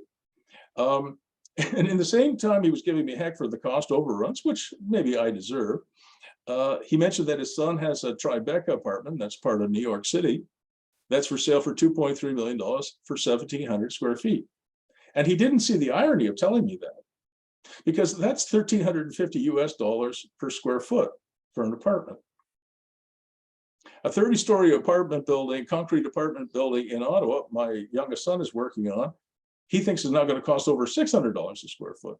So when I looked at our building in Belleville, which when it's finished will cost about $390, maybe $400 a square foot, I thought, well, wait a second, that's not too bad compared to maybe $600 for a concrete building in Ottawa and $1,350 US in New York. And it is literally a historic treasure. when it's finished, I'll show you the pictures of it, but you can see inside here, it's got hot water heating systems, which is much better way of heating than forced air. And it's just got, it's a magical place. And I am getting rents on these spaces that are equivalent to what you would get in Toronto. So people will pay for authenticity. And as you know, you remember that part of my ground floor space, I went back to the Committee of Adjustment and got approval to put in these little apartments, right? This one here. And I wanted to show you again this space. There's a weird sticking out part of this building, which everybody told me to tear down. And this is what it looked like when I bought the building. And this is what we found when we did the demolition. It's the old stables. And what we're going to do with this is we went back again to the Committee of Adjustment. We got permission to put an apartment in here with a beautiful patio and a workspace. So we're creating in the stables a live-work condition with 16-foot ceiling heights. It'll be one of the nicest apartments anywhere. And you know, you just can't replace a 150-year-old limestone wall, the history, the tradition, the texture, the loft space, the 100-foot timbers, right? And so this, you can see the plan here, just I put it on here out of interest. So this will be the artisan space here, where my cursor is going. It's about 550 square feet with its own entrance. And then here's the 1-bedroom apartment here on the right-hand side, the bedroom here, the kitchen here, the living room, dining room area here, the patio here. And your commute to work is through a connecting door, all of, 5 or 6 feet. All right. So again, I want to make sure you really take home the message. What is more expensive, debt or equity? Quite often, debt is cheaper than equity, even if it's becoming more expensive today. What's more expensive, debt or equity or a strategic investor? Well, equity is certainly more expensive than debt, but strategic investors can often, like what Mark did, Mark Turner and his son Jordan did, they can invest in your property at a higher valuation with less and fewer conditions and fewer fuss. There you have a strategic interest in your project. That can be very inexpensive. Excuse me. And then we saw today that sponsors of your projects will often give you money for free, right? And you can name any building. I worked on the Paul Desmarais building for the University of Ottawa. Paul Desmarais is a famous name in Quebec, Power Corporation. He paid $45 million to put his name on a building, right? Think about that. So you can name your buildings and you can get money for it. We get the Canadian Tire Center. We get $3.5 million a year from Canadian Tire to name that building Canadian Tire Center. So obviously for a project like this, it would be much less than what Mr. Desmarais paid or what Canadian Tire paid. But you can see that there's all kinds of ways you can finance projects that you might not be thinking about. And this is the last subject I'll do today. I really wanted to get this. I've got 10 minutes left. How about some more free land? And this truly is free land. The original stuff that I showed you that Alex and Frankie did, where they bought the land, did 2 severances, kept some of the land, and ended up getting that for free. That is free over a period of about a year. But you can actually get free land. And this is, any of us can do this. And I'll show you one example. So this is, I'll go back here. This is the old Daily building. For the people who know Ottawa, this is right downtown, very close to the parliamentary precinct. And the Daily building, unfortunately, had come to the end of its life. And the land underneath is owned by the Government of Canada through the National Capital Commission. The NCC owns the land on behalf of the Government of Canada. And what has been built here is the Metropolitan Center here. So this is the Chateau Laurier. On the left, you can't see it on the screen here, is the parliamentary precinct. And here is one of the great development sites in Ottawa that a developer in Ottawa by the name of Bill Malhotra got for nothing. Okay, I want you guys to think about that. Bill Malhotra, who has the largest line of credit with the Bank of Nova Scotia of any company in Canada, over $1.2 billion, bought this site for nothing, truly zero. Now, how did he do that? So we know the locations downtown. This building was built in 2005. Claridge was the builder, owned by Bill Malhotra. There's only 70 condos in here. The condo fees include the normal things that you would see in condo fees, but it also includes something called land rent. I want you to try and remember that for a second. And the condo fees back then were between $620 and $2,100 a month. So not small. Today, they would probably be at least double that. And it's the building is 11 stories. So what Bill did was he worked out a land lease with the NCC. He leased the land. So you can build, you can build on leased land, right? So you can build on leased land.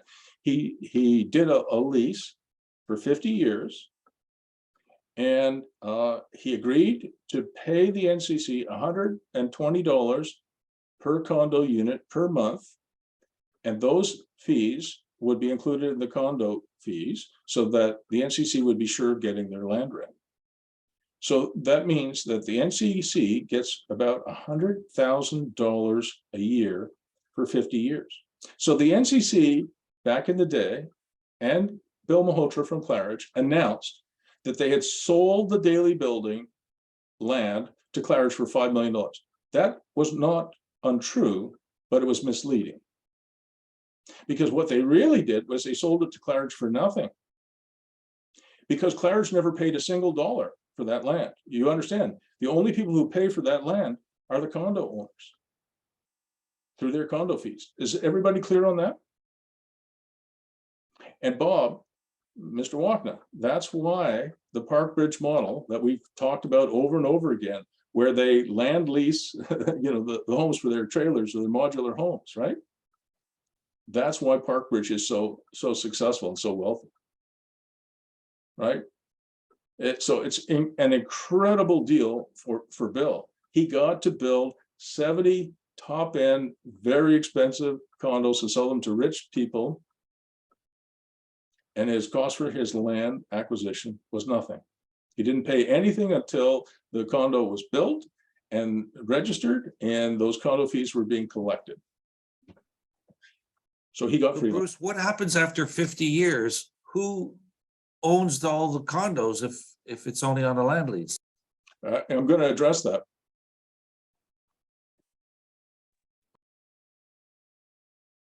That's Bill. By the way, Bill got his start in Ottawa because his first 75 lots he bought from me. But he's done better than me. He's worth billions, and I'm just the poor professor. I'll stop there, and I'll explain what happens. So Belinda Stronach, when she was I think deputy prime minister or cabinet minister, bought a unit there. And I don't know, she spent a couple $1 million buying a unit there, and she was in her 30s.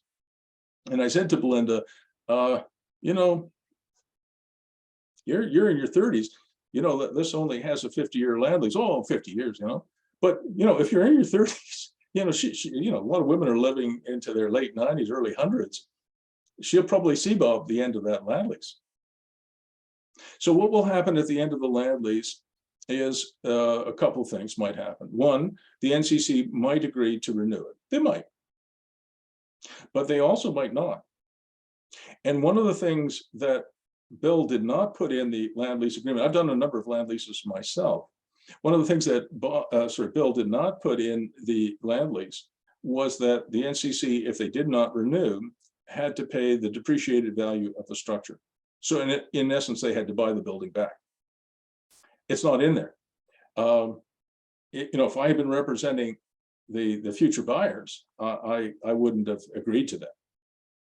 That they should buy the depreciated value of the structure. The NCC should be required to do that, but it's not in there. So the NCC has the absolute right to take the land back, in which case the lease is terminated and everybody is turfed out. So would I have bought a condo there? No, not in a million years would I have done that, okay? Without the protection, which gives the NCC every incentive, as you can imagine, 50 years from now. Now we're talking 20 years from now, right? Because that was, well, maybe it's 25 years still in the future, but it's coming. And so you want the NCC to have motivation to renew the lease. And they might do it because the people who are living in those condos are rich people with lots of political influence, right? So the likelihood that the NCC will agree to renew it is probably pretty high. But if it was just me and you, Bob, living in there, you know, they would just, well, we don't care, and take the land back and out you go. But if you've got the deputy prime minister living there, you know, they probably renew the lease. But who knows what the terms of that renewal would be? You know, instead of being a measly $120 a month, which is nothing, you know, maybe it'll be $1,000 a month, maybe it'll be 10 times more. I don't know. So I think, but listen, I was going to show you, I didn't have time, but I did a land lease for the St. John's Anglican Church in Canada. They had this beautiful site right on March Road, and the minister there was going to sell it for like 4 acres on March Road, which is the golden mile of Canada, for $135,000 because he needed $135,000 to build a bigger Sunday school. And I said to Reverend Clooney, I said, well, that's a terrible idea, Reverend. He didn't like hearing that. But I said, it's a terrible idea. I think you should do a land lease. So I actually acted on behalf of the church to land lease it to a co-op. They're called Blue Heron Co-op. And they build a co-op on land that's leased from the church for 95 years. And I did put in to protect the co-op that if the church doesn't want to renew, they've got to pay the depreciated value of the structures at the end of the land lease. So I protected the lessee. But just to give you an idea, they will make, the church, St. John's, will make over $9 million in that land lease, as opposed to selling it for $135,000. So it's one of the richest dioceses in Ottawa, I can tell you, and they're doing very, very well. And Reverend Clooney's glad that he didn't sell it for $135,000 one time. So it can benefit both parties, you know, because the co-op didn't have to find any money to buy land. And they were able to build some cooperative housing. It was the first co-op built in Ontario in like 15 years. So I think that was a meaningful and important thing. So land leasing can benefit both parties, but certainly if I were going back in time and building the Palladium, the Canadian Tire Center, I wouldn't have sold any land around there. Like we had 600 acres of land. I would have done all kinds of land leases, and that would have helped sustain the senators as well, because you have, as you were talking about, Bob, you have continuing revenues, right? Recurring revenues. There's Anyway, one last question. Yeah, sure, absolutely. What is the maximum amount of time for a land lease? Can you, That's you a mentioned a great 50 question. and a 95? Yeah. Yeah. So the maximum legal amount of time for a land lease is 20 in Ontario is 21 years less a day. And certainly if you did a park bridge where you're renting, you know, a site, you would do a land lease if the buyer wants it for 21 years less a day. That's perfectly fine for what you might want to do with phase 3 of Madawaska Shores. But if I were doing that land lease again for the church, and it was going to be 95 years. If you go over 21 years less a day, you're allowed to do that, but you have to go to the Committee of Adjustment for approval. All right, but that approval is almost guaranteed. So when we went to the Committee of Adjustment to ask for a 95-year land lease for the church, you know, got the church on one side and the co-op, housing co-op on the other side, they weren't going to turn us down. You know, so you can do longer land leases, but you need, because a lease that long, you know, 65 years or 95 years or 50 years is considered a severance. All right. I hope I gave you guys some ideas of financing that is kind of out of the box. And I really appreciate the time today. So 2 weeks from now, we're going to do something a little different. We're going to talk about bridging the price gap. So if you're negotiating to buy something, an investment property, a piece of land, whatever, and you're so far apart, how do you bridge the price gap? And I'm going to try and introduce all of you and the people who watch it on replay now to some creative ideas on how to bridge the price gap, other than just arguing about, you know, I only want to pay 500,000 and you want 600,000 and just hammering away. Are there ways to do that that benefit both parties? And there's some things that I think I could teach you on that too. Anything else before we leave? What is the day of the next class? I'll have to check.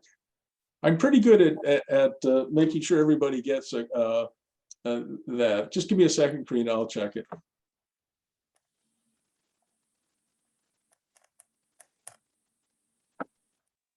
Did anybody have a Thanksgiving hangover? I had a turkey hangover.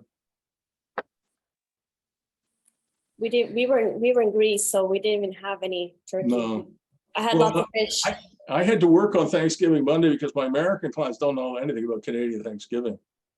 But I Oh, could tell you, right. if it was reversed, they wouldn't care. They wouldn't show up. All right, hang on. I'll just check. So the next class is Wednesday as well. That's the 26th from 11 Eastern time till 1. So the 26th of October. And then I'm seeing almost everybody, one-on-one or one-on-two, whatever, and going through your projects, which I'm really enjoying. I did a couple of them already. I did one with Jessica Roach, and it was really, it was really eye-opening for both of us, because it was Jessica really who impressed upon me, because as we went through her project, that things are changing so fast now that she was about to buy something, and her offer price just kept going down, down, down. And it just, it really impressed on me that the need to be careful now. All right, everybody, I'll see you in 2 weeks. So the 26th of October, 11 o'clock. Okay. Thanks, Thank Bruce. you. Bye, guys. Thank you. Thanks for Bye, coming. guys. Great session, Bruce. Thank you, Bob.